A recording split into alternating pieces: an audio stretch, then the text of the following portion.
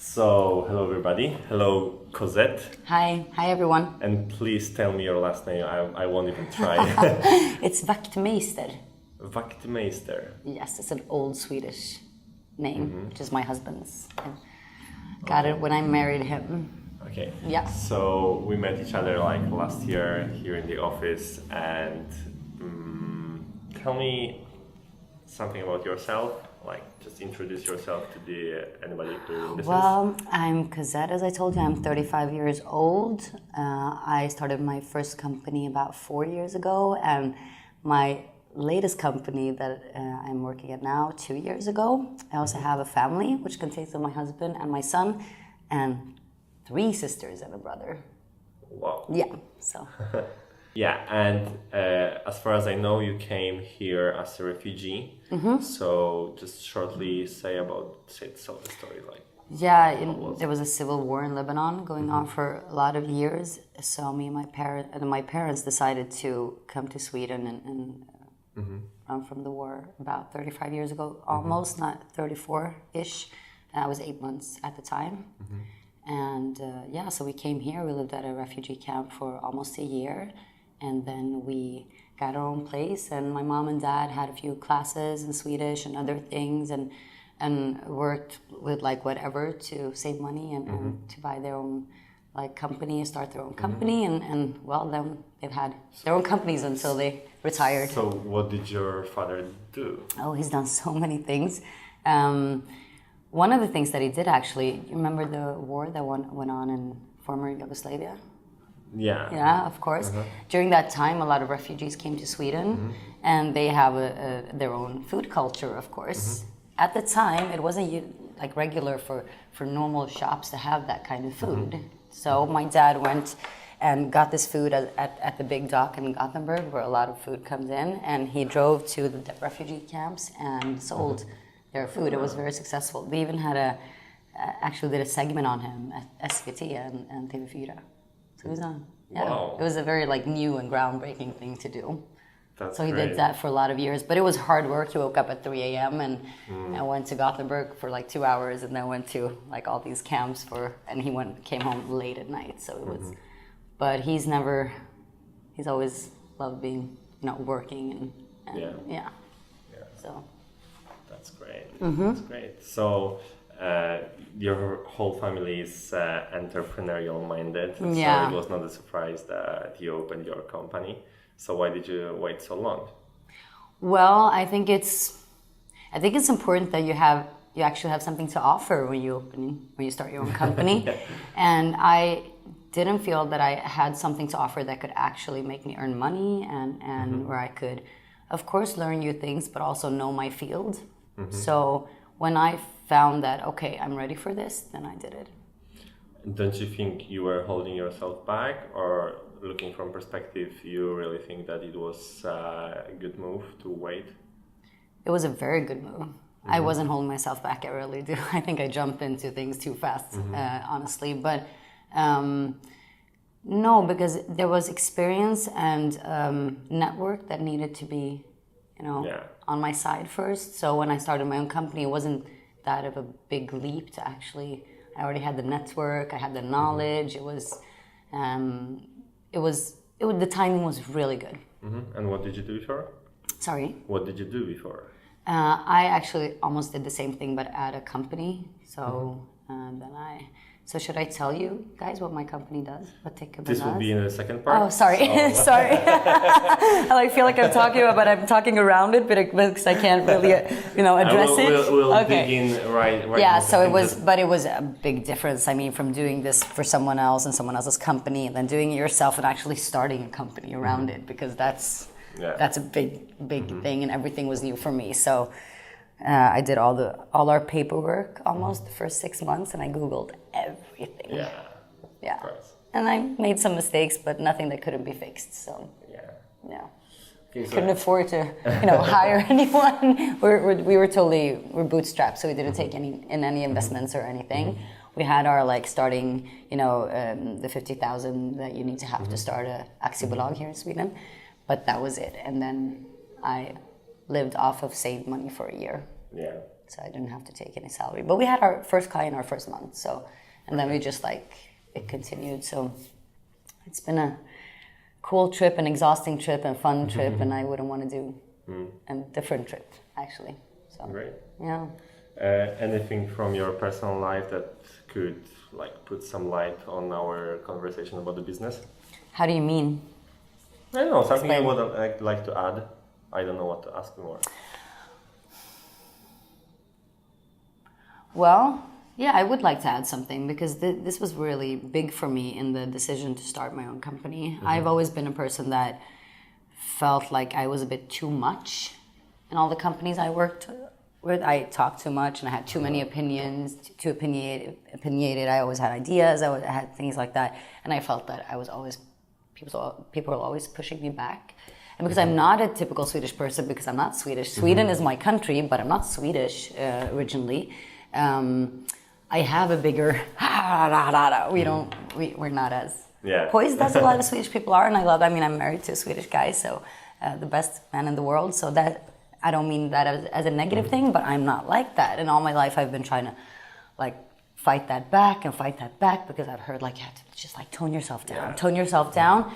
And I came to a point where I'm like, you know what, this is me. I have a lot of things to develop with myself, of course, but this is my like ground personality, and I'm not going to change that just to like people think that I'm too opinionated or whatever. So I just put end to that, and I'm going to be my own, because honestly, it's mostly my employees through the years that have tried to hold me down.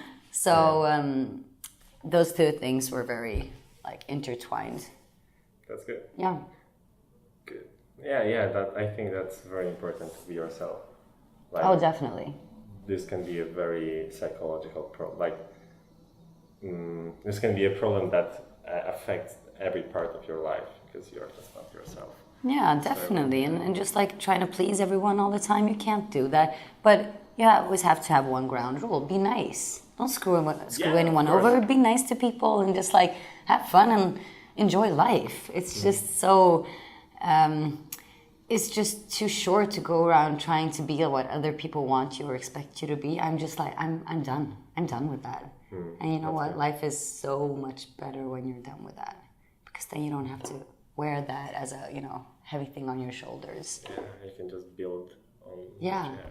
And you will notice that all the people you meet, you build relationships in a different way. You build real and genuine relationships. You don't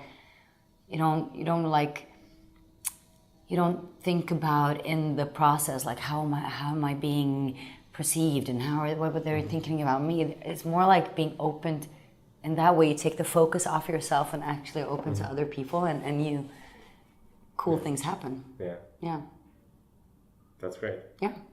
Okay, so that would sum up the first part. Yeah. And we'll get to the business. Yeah. Part 2, business. Welcome to the second part. Thank you. We'll talk about business. Please, Cozette, tell us about what you actually do. Okay, so we have one part that is our sale part, which is actually the foundation of our company. The company is called Techhubben, which is Swedish for the tech hub.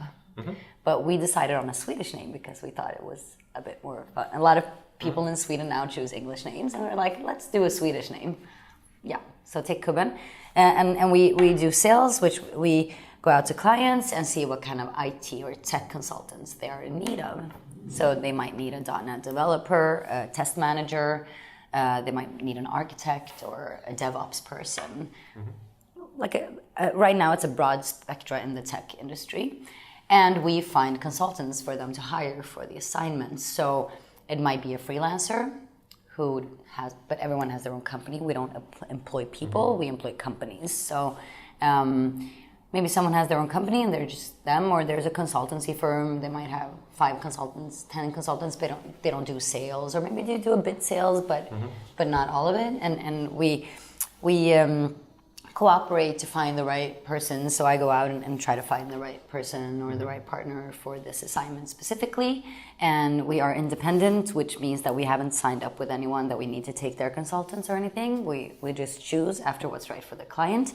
We build the client, the partner builds us, so we take a cut in between. Yeah, that's how it works. But you take a cut for finding Per hour. or for the whole assignment? The whole assignment per hour. So we take 100 crowns per hour when the consultant is working. So if the client pays us 900, the consultant gets 800. And we've been 100% transparent about this. A lot of people have like margins, 10%, 15, 20%.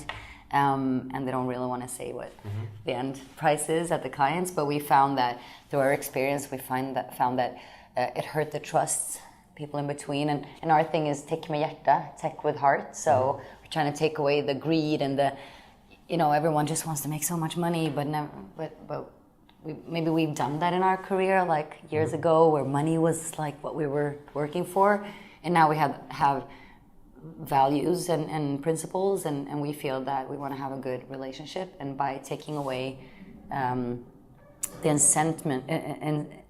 what is it called? Incitament. The drive to make more money with percentage, because if you have like say 15%, then you're going to try to up the price for the client or down for the partner to get as much as possible in between. When you have a flat rate, you don't get that. Both sides are happy for that? Yeah, very much. Very happy. And we do still negotiate, but we negotiate for our client or for our partner to find a good thing in between. We don't negotiate for ourselves. We do a lot of negotiating, which is also one of our strengths, but we do it for the people we work with and not for ourselves. We always take our 100 crowns. And are you technical yourself? Kind of. I can only code like basic HTML, but I can. But I understand technique. I think I've been working with tech for 9 years, maybe 10 years. But I was also, the person in the family since I was very small that did all the tech things at home. I was like IT support at home, and I mean before it was like changing the cord from VCR to those things, and then for a while when I studied, I was a karaoke hostess, and then I set up all the tech stuff myself and all of that, and did the. I've always been very interested in technique in different ways, and so when I came into the IT, it wasn't called tech in those days. It was just called IT, and when I got into that, it just felt natural. Okay. So I've learned a lot. I can really understand a developer, for example. In many ways, we can speak about code and what their idea is and how they're gonna do it. And I also had DigiLimit, which we now unfortunately had to stop doing because we didn't get anywhere, and I couldn't do 100% on both. So, but an app that we developed for teaching children healthy app habits with an app allowance. So I did all the communication with the developer there too, and I just love tech, honestly. That's great. Okay. I do. And I really think it's the future in every way too. Yeah, of course. Yeah. And I really love your business model because in case you have some big and long assignment, you basically have a passive income. Yeah. The company. That's exactly what. Yeah. But there's a challenge in always filling up with, new deals and new assignments and new businesses and new partners, and because assignment the end, So. Yeah. But it's a very clean and simple business model. And isn't it a risk that the company will employ this? Well, we have a clause for that in our contract, so but they can do it, but they will really pay for it. So. After the assignment, they are allowed to do that, or they still have to do that for you? After the assignment, I mean, within a period of time, if they try to employ that person, or if they employ that person, they will pay for that. That's great. Yeah. That's secure. So. They have a clause against that. Okay, so that's the second part, which was your business model, and we'll talk more about the finances and the Swedish situation just in a second. Okay. Part 3. Business finances. Okay, so welcome to the third part where we'll speak a little bit more about the Swedish situation and the tax and things like that. As I suppose your company is AB. Yes. Yes, it is. Yeah. And you employ yourself and you pay yourself a salary.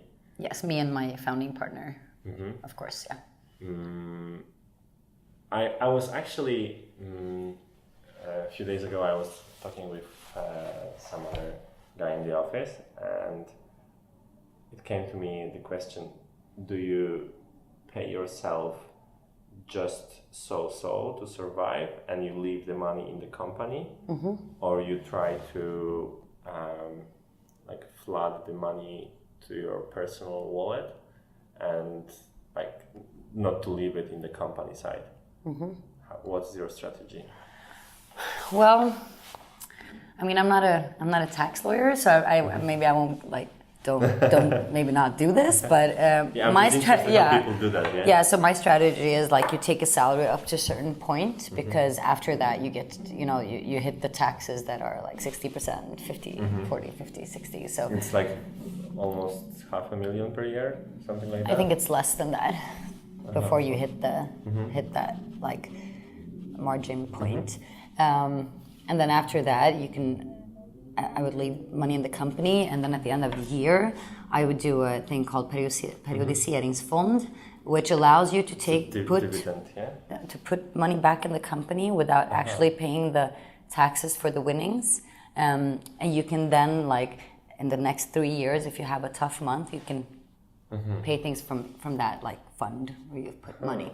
So it's also a way. I mean, if you've done $1 million in like winnings a year, you can put some of that away, so you don't have to tax it all, and then you can actually have it as an income later when you need it more. So there are different things to do this, but then also like if you put money in your company and give yourself utdelning, like any stock company, like the dividend. Yeah, exactly. So, and that's a lower tax than actually doing the salary higher tax. So that's why people there you don't pay the social. No, you just pay the income tax. Exactly. No, you don't pay the income tax. You pay another kind of tax, and depending on how many shares you have in the company, the tax laws look a bit different. But that tax is still better to pay than like all that, because in Sweden we say that if you take your salary and you put that times 1.55, that's what you get for what it actually costs. So it's almost double. I'm just going to take an easy number. If you get 10,000, then that's going to cost you. If you're going to have 10,000, not even in your pocket. You're going to get then 10,000. Then you got to privately also pay taxes on this. But if a company is going to pay you 10,000, it's going to cost them like 16,000. Yeah. With all the, and then you actually get 7 in your pocket. 6.5. So the 16 goes to 6.5. So you always have to like, is it better for me to wait and do the dividend later, or is it better for me? And of course, everyone has their life and their expenses, and everyone has to take that in account. And you put as much expenses on the company side, probably. Yeah, I mean, things that we need within the company, things that are reasonable. Yeah, of course. Yeah, I wouldn't go and have lunch with a client and pay it from a private. Yeah. My private pocket, of course, it's business. But I wouldn't buy food at the store to take home on the company. That would be weird. So we're trying to like be really, still, I don't want anything to happen to the country because I put like 100 crowns here or 200 crowns there and really don't need it. It's, So I think it's better to like focus on, but I think it's also very good to look at what are company expenses, because when you work at a company, and they give you a lot of stuff, you don't think about them that when you get a company, you can actually also, this is still a company expense. Just because a big company gave you these things, that doesn't mean that they're not the same, like company perks when you have your own company. So for example? Lunch. Like I can take like a lot of companies here in Sweden, tech companies that give their employees lunch. So you can actually pay for your everyday lunch. Yeah, I don't, because I'm trying to like, have some kind of, but mostly I eat lunch with people that are business, but I should.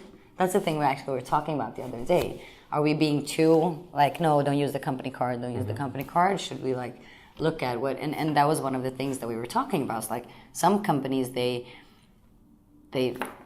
buy lunch for their employees every day. They get trips and they get a lot of things like that. And 2 years we still haven't taken a trip with the company or anything. So yeah, I think one should look into what's okay and what's not okay. Yeah. And not also take for granted that something is okay. Look into it. It might not be, and then that's not good. Yeah, of course. Yeah. And my last question, like so let's say I am a developer, not, but let's say I work like that. I work for some other companies. As a freelancer or as an employee with them? As a freelancer. Okay. But I also subcontract some part, like outsource some work for other people. And would you recommend to open the AB company or to open just an enskild firma?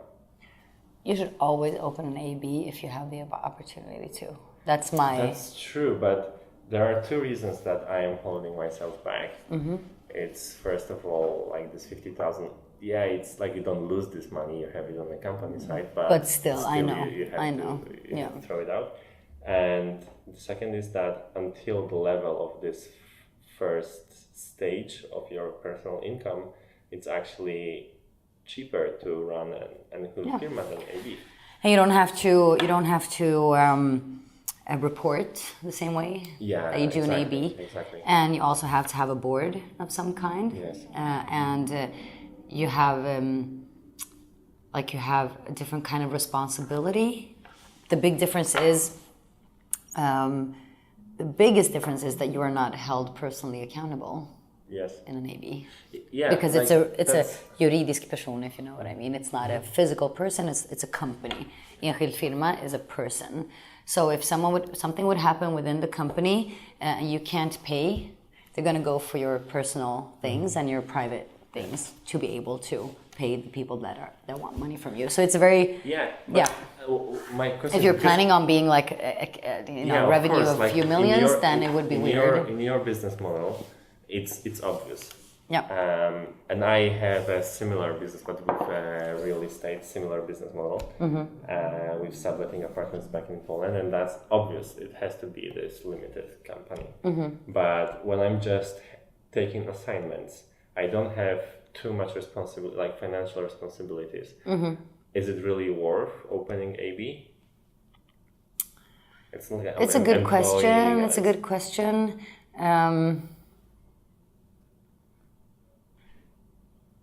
One thing would be if you start like getting a lot of money in the company, then it's better to have the AB because of the different kind of tax things. Because you can't take out a dividend in the enskild firma. You have to take it out as salary, so you have to pay all the things. So as soon as you start making money, you're gonna notice that you might be losing like 20-30% of your money every year that way. This is true until this 400 something per year. Yeah, maybe. I mean, if it's a small thing and you're doing some assignment here and here, I would go for the enskild definitely, because I wouldn't also. You have to always report, and you have to do the quarterly things. And all of these things is not something that you just do if you're not. So it's because that's a hassle in itself to do all the paperwork and all the things like that I did myself the first half year. Now we have someone doing that for us, which is awesome. But still, I mean, that's one thing that I realized also after 6 months doing it and then like handing it over. You don't hand over your company's economics. I always like keep track and that is so important. I don't mean that I don't trust the person that does this, because I do. I trust her a lot, but I don't trust that anyone at this moment are as invested than me and Jenny in our company. So it's more of a, and also, they don't know your business 100%, so they might not see things that you see in your numbers and things like that. But it's also important to have such a person, because you personally might not know, for example, this could be like taken like with reduced tax or something like that. Yeah, I mean, you can lose a lot of money not having that person. I mean, as soon as you can, you should definitely get one. As soon as you can. And then, I mean, don't be shy. In Sweden, a lot of people are going to get mad at me for saying this, but in Sweden, people are not very good at negotiating. So you can always negotiate. If they tell you, we want 3,000 a month, you're going to say, but I'll talk to these and I'll give you 1,500. And they're like, okay. Because they're not very good at Or they're like, no, okay, let's say 1,800. Don't just leave the price at what it is, please. In anything, whatever you do in life, please. Yeah, of course. Negotiate, negotiate. Yeah. Everything. Of course. Yeah. But it's like...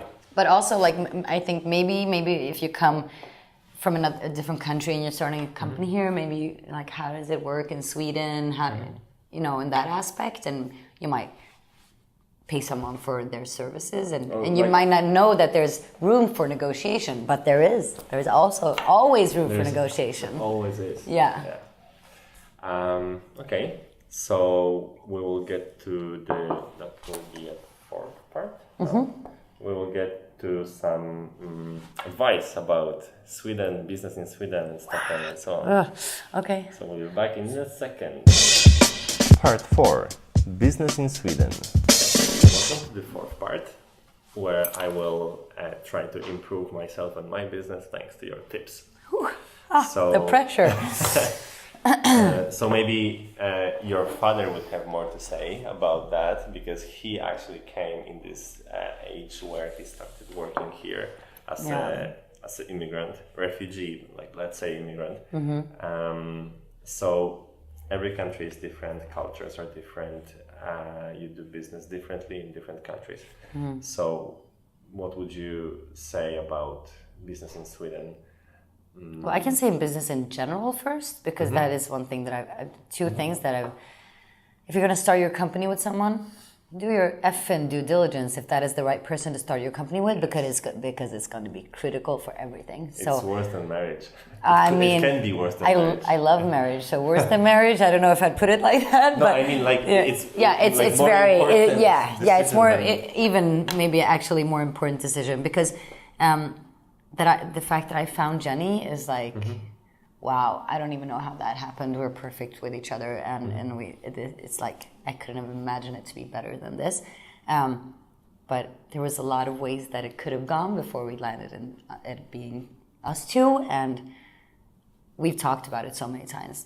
Like a lot of things that you encounter, good things, bad things, challenges, success, everything. If it's not the right person to do that with, it's going to go to shit. Sorry about that, but it is going to go to shit either way. Yeah. Even if you have a great business idea, it's not going to work. That's true. That's true. The other thing is focus on one thing. Yeah? Yeah. If you have, okay, this is what I'm going to do, and this is how I'm going to make money doing it. But what if this is what I do, but I also like to do, I don't know, this and this also, and a little bit of this, and this whole thing makes a little nice package or big package. Well, that depends on if this is what you're trying to sell, and this is an Instagram account that helps you sell this, sure. And this is a partner that you're working with that also does a collaboration that helps you sell this, sure.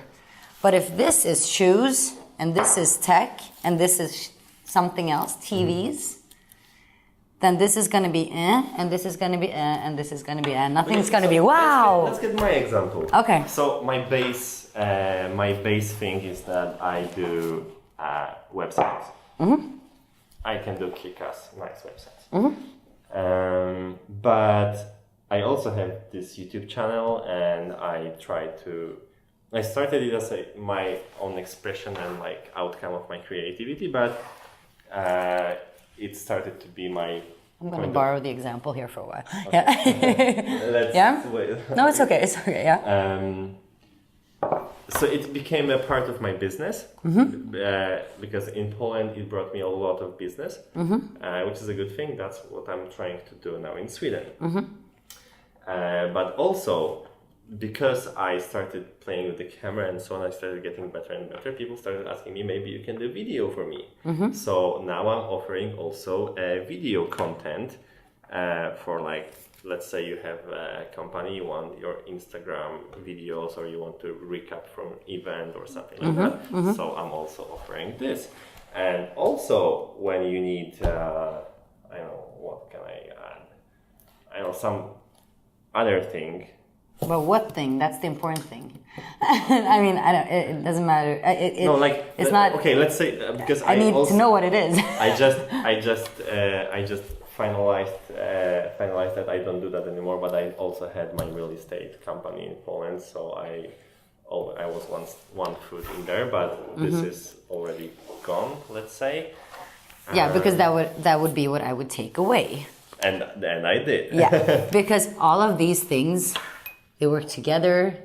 The videos, they make people notice you. Maybe when people come and start their companies in Sweden, they were gonna ask you for their help to do the website or the content, exactly. or a video. It's all connected to your company. So these all build your company. Your company is just empty without So these are all very relevant for you, and they make you search engine optimized, and they do a lot of things for you. This only makes you not focus on the thing you're supposed to focus on, and that is building your business. And that's why my partner back in Poland, he took the whole responsibility for the company. I'm still I still own the shares of the company, but I don't actively do anything. Yeah, because I mean today I don't mean like, okay, we're gonna sell consultants, so we're not gonna do anything. Today you need to build content and you need things to build your company. But it's the thing is, don't do something completely different that doesn't take you to your goal of building your company. That's like,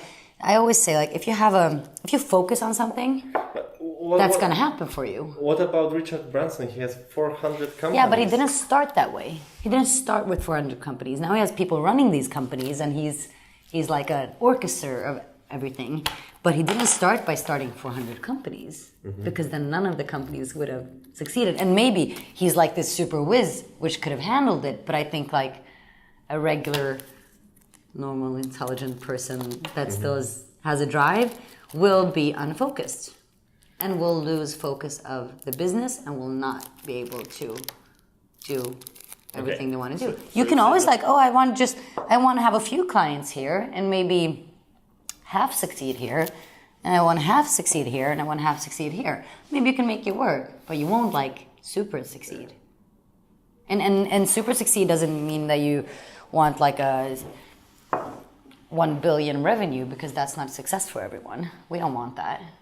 Yeah. We want a lifestyle company, so everything's different what success is, but you put out your goal, and I don't think you're going to reach it if you don't focus on your business. Too many distractions are not going to build your company. So you did the right thing. Taking away this plastic. Taking it away is the right thing to do, obviously. No, but the business is like... Okay, taking away your focus from it. Not taking it away, like... Yeah, exactly. You're not with me on this, are you? No, I am. Tell me how you see it, because that's interesting. Because it was a very hard decision, because like I felt like I'm giving up my own child. Yeah, I know. And plus, I really believe in the real estate business. And as a future, I really want it as a part of my income, or maybe in the end to just have an income from real estate. And but as my retirement. I get it, but do you really think that you would be successful in doing that and this here if you didn't? No, that's the thing. Time. I just like too many things at once. Yeah, and I do too. I have like 15 different domains because I get business ideas, and as soon as I get a business idea, I buy the domain, because you never know. And I have it a year, and if I haven't built anything on it for a year, then I leave it. But sometimes you have to be a realist too. It's like, okay, what do I want? Always ask yourself the question, what do I want? What do I want? What do I want to get out of it? And why do I want this? So ask yourself those questions. And then, okay, I really want to do this, right? Okay, focus on this and make sure you know, okay, what do I need to be able to build this? And then how will I make money doing this? This is a very important question. So how much does it cost to do what I do? And how will I get money to pay what it costs? And hopefully some more than that. So do your due diligence. I think I've learned that you don't just jump into a company without knowing what things cost and how much it will actually cost to make it go around, and just like do a detailed plan of it. It's, okay, we need 6 chairs. They cost 600 a piece.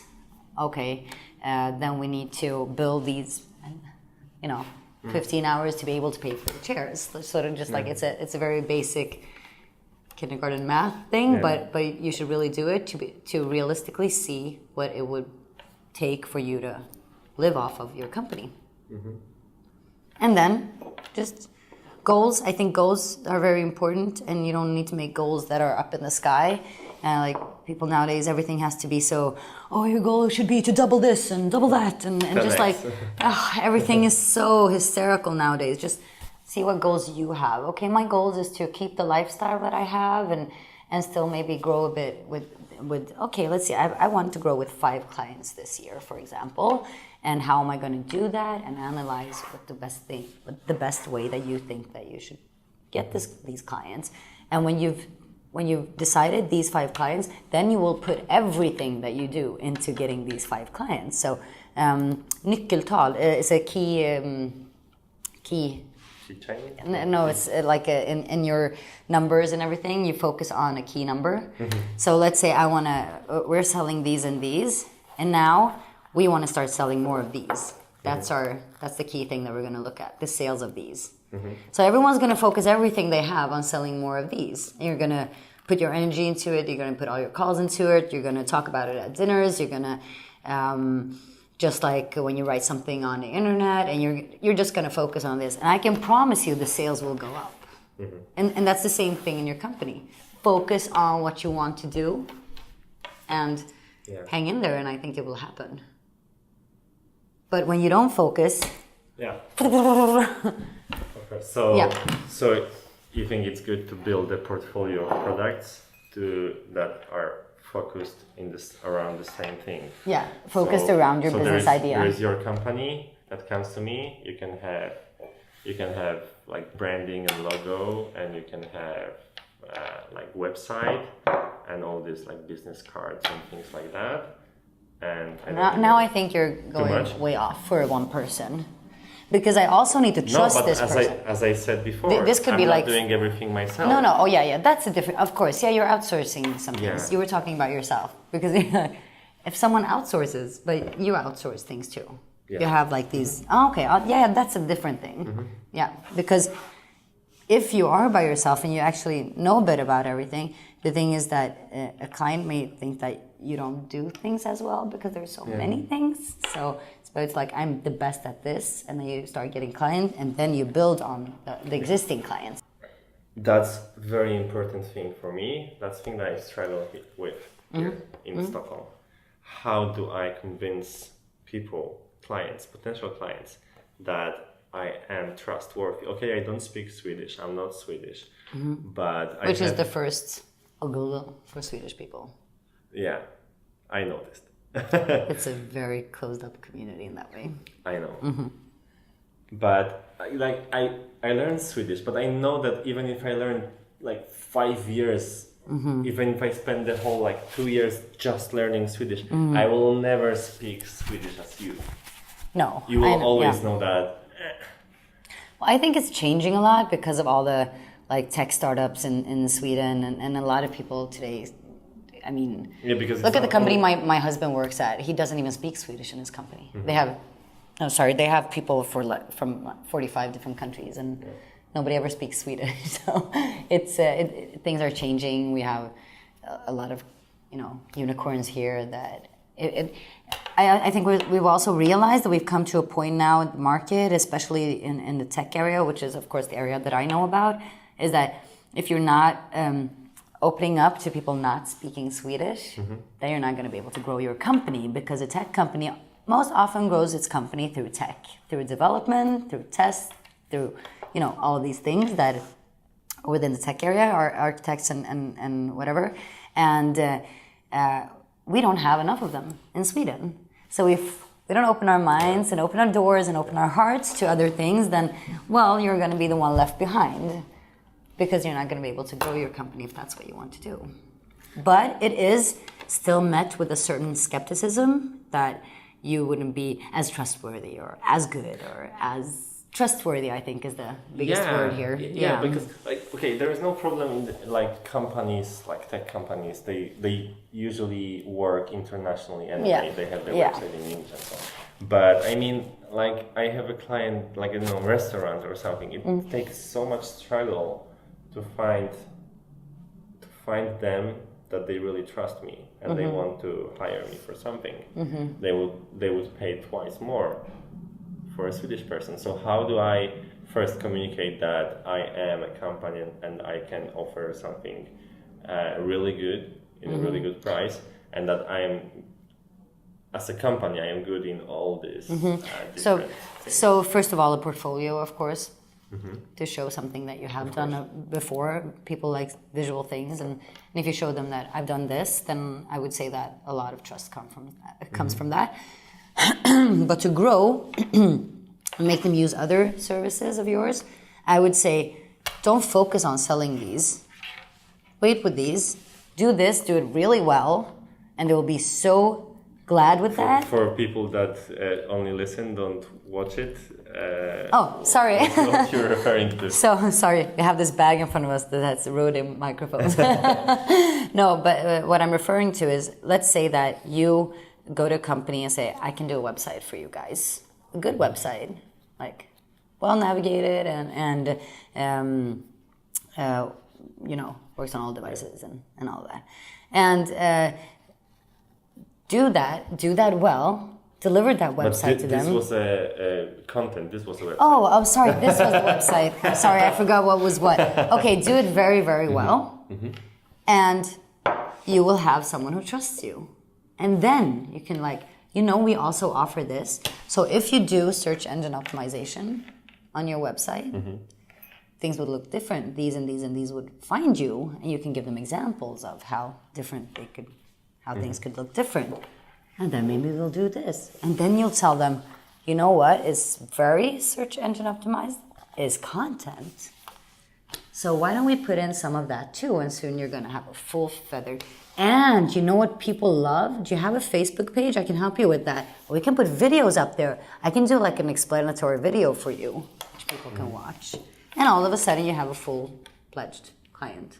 But you don't expect to, if you're a big firm and you have all these cool clients that you've helped, you could come with that and book meetings on that and show that in the meetings, and you don't have to do all this. But if you're new and trying to build a relationship and trust with your client, I would say start with one thing, do it effing badass, do it really good, put time into it, do it good, and then fill up with more things, but have a plan.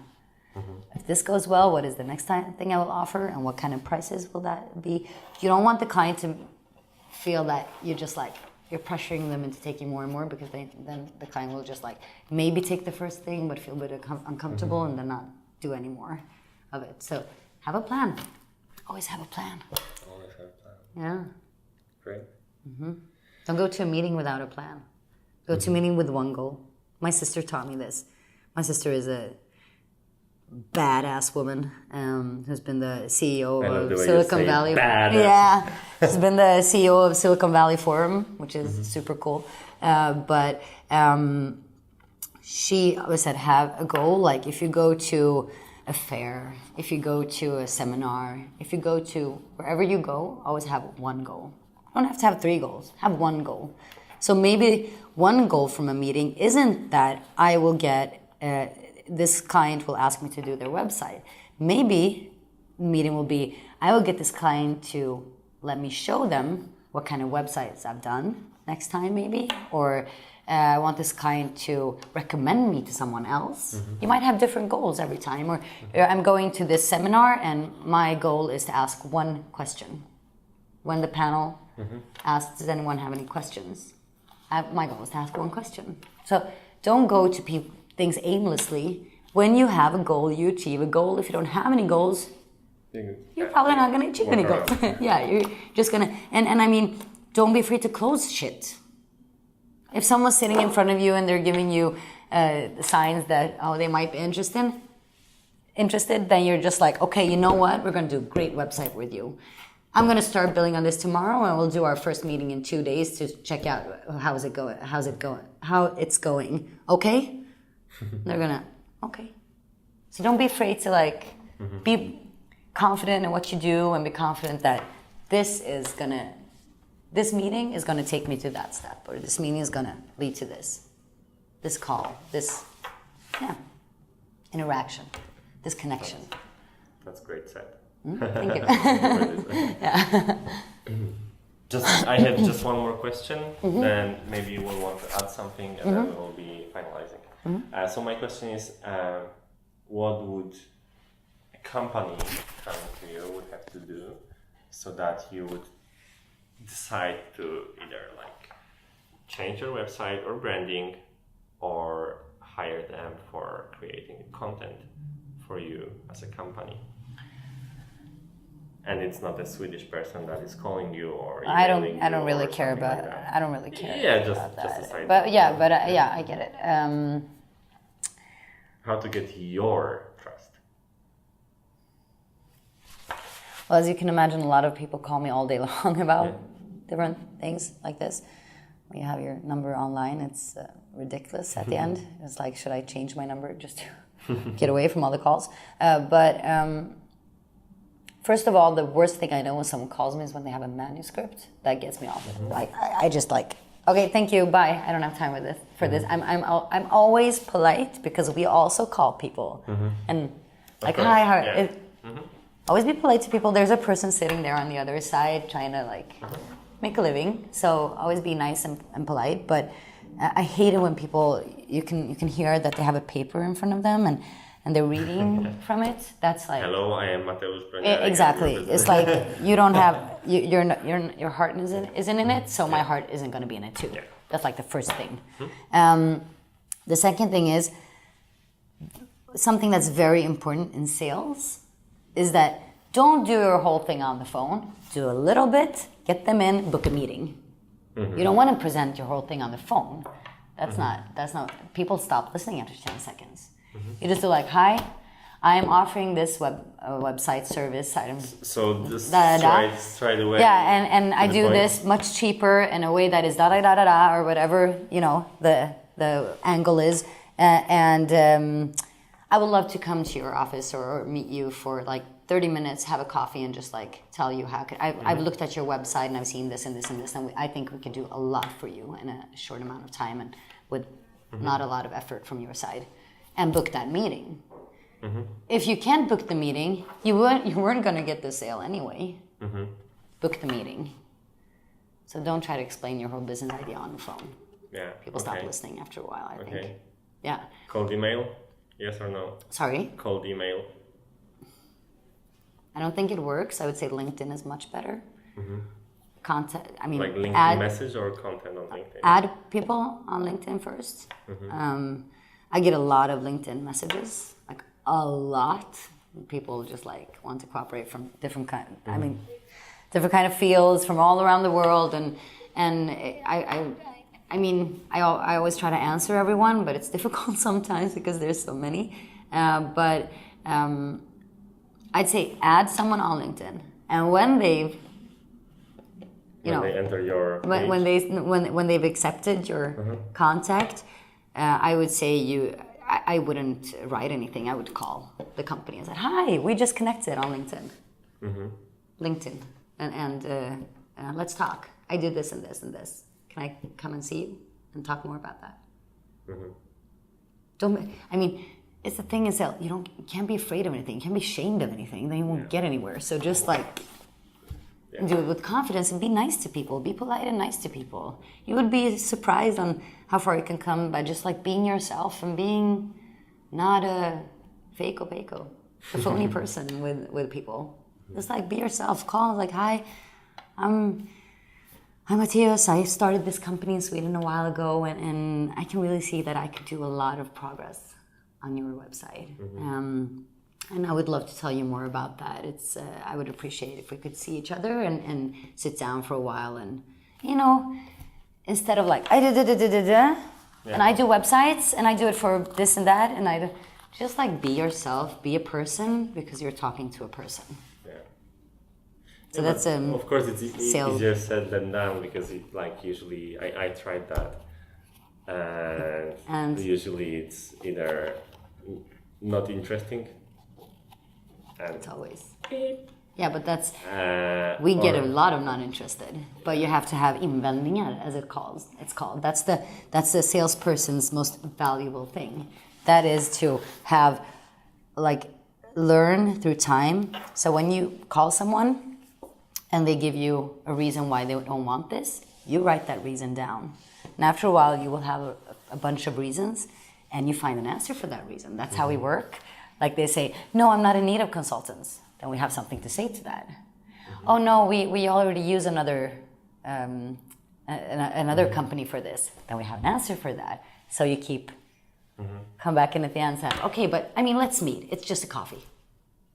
And then you get to meet someone, and when you see someone in the eye, and then trust is a different thing. Yeah, of course. So it's about knowing what your clients. That's a big thing in sales, to know that what your clients are how they're gonna reject you, and find a way to push that rejection back with words. Or answer that rejection Jenny, before they. My co-founder, is awesome at that. I mean, she could take a person that's like, I'm not interested, and then it's like, okay, see you on Thursday then. Yeah, she's just wow, blows me away. That's cool.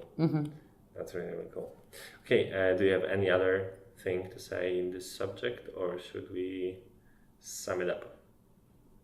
I would like to say that it's a tough climate for immigrants in Sweden. Not everywhere in Stockholm is kind of good still, but so if you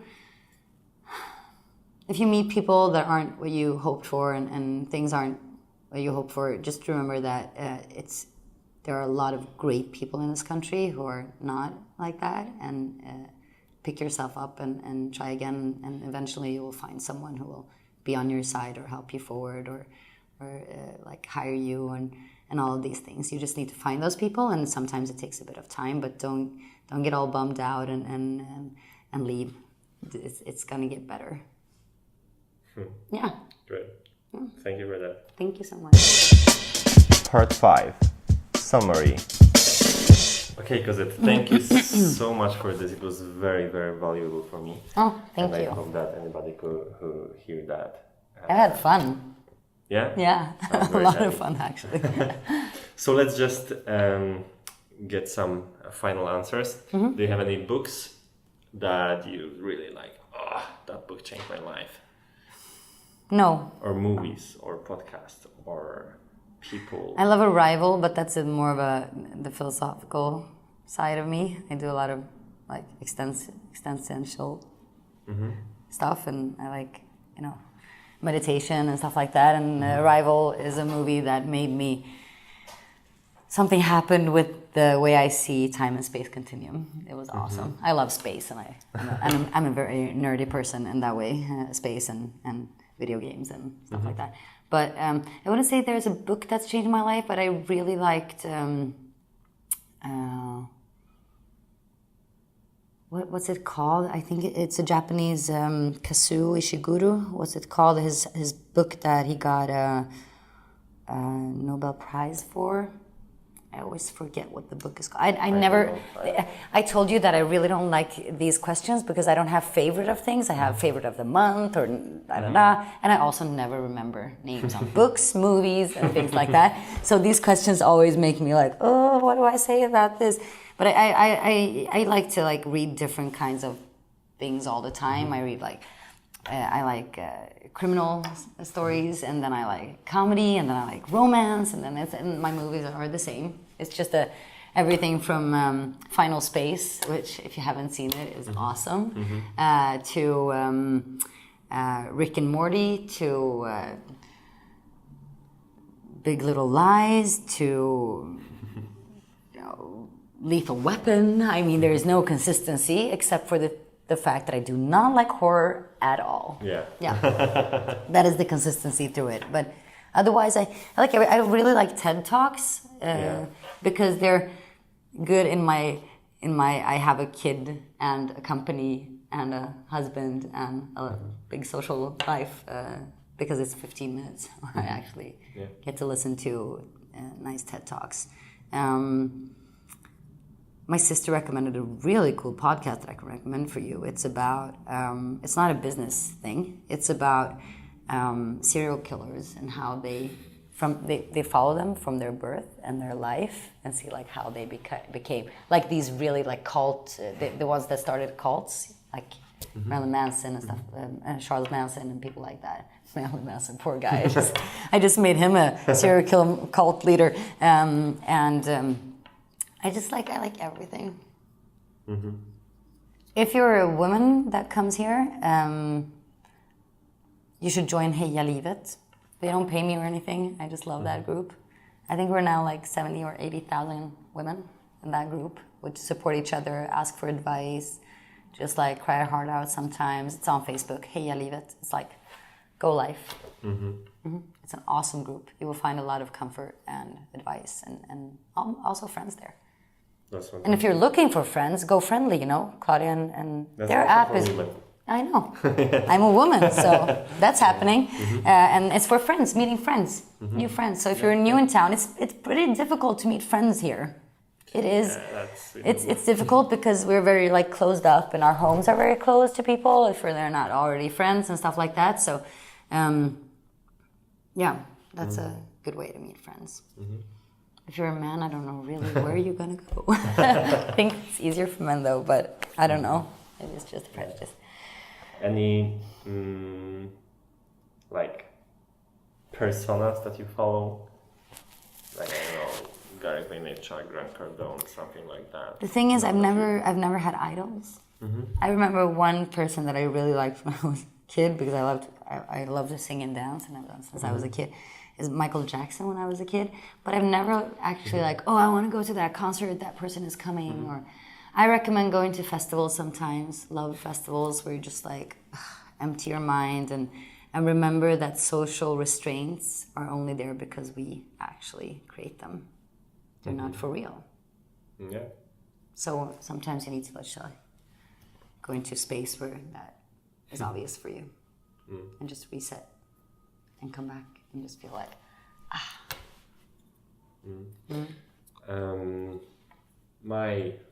one of the last question, what's your tool, either for your phone or for your computer that you use every day? Like, I don't know, like Evernote or Dropbox or something like that you can't imagine running your company without?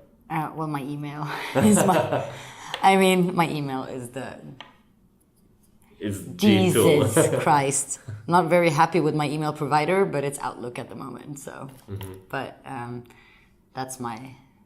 I could not live without my email because I do a lot of work, email-wise, email. I think LinkedIn is where we do a lot of our get new business contacts and stuff like that. So that's really good. But then I try to be tech-free when I come home. Yeah. It's important. I'm very interested in child psychology. I actually, in the university, I studied behavioral sciences with psychology as my major, and I'm very interested in how the human mind works, and especially since I got a kid, I'd say. But even before that, especially children, because it's very interesting to be a parent. It's like you have your own science project at home. No, that sounded bad, but I didn't mean it in a bad way. It's a very interesting journey. So, I didn't even know where I was going to get with that. But, thanks. Okay. Yeah. Thank you so much for this. It was great. You. Really, really great interview. Thank you. Maybe in case anybody wants to contact you or ask some question where they can find you and how to do that. With your hard to spell last name. Of course. So Cozette is my first name. It's Cozette, and my last name is Wachtmeister. And that's Wachtmeister. What? It's okay. You can pause and rewind. You're active on Facebook, Instagram, LinkedIn? Facebook only. Facebook. Yeah, and LinkedIn, of course. LinkedIn. Yeah, I don't really connect with business people on Facebook. I connect with them on LinkedIn. Okay. So, Oh yeah, the thing I was going to say about like, sorry, why I came into the child psychology thing is the tech, how it like ruins our kids in many ways, but also helps them and grows them in other ways. Like but Betty Bolt here company. Yeah, awesome. But as long as you know how to, not do that all the time. You know what I mean? But that was a thing that when you work in tech, I think it's really, really, really important. And when you're up in your own company and everything, to have also that time to put that shit away a bit. That's true. And just be in the here and now and lately hang out with people. Lately I'm enjoying to stay in because I'm in the other office and there I can stay longer. So I enjoy staying later until like 6 or 7 and I have everything done and then I go home and I don't even open my computer. Yeah, that's nice. That's so different to what I had before with this constant anxiety. Okay, I want to do this and this and this when I get home. And now I just go home to really rest and recover. I think it's good to, when you have your own company, it's very good to make a distinction between private life and company life. And I mean, they go through, because you're passionate about your things. So I mean, I love like sitting there crunching numbers at nights and I'm just sitting there, oh, if we do this, we're going to do that. And if we, strategic stuff and things like that. But not to let it consume your family and consume everything around you, because they're not at the same stage that you are, so they won't maybe like, okay, I won't be I can be a mom and an entrepreneur. Write some emails. Yeah, it's just if you want it all, if you know what I mean, then I think you need to be able to separate it all too. Yeah. So you want to be present in the now. Okay. Thank you so much. Thank you. Oh. Yeah. That's great.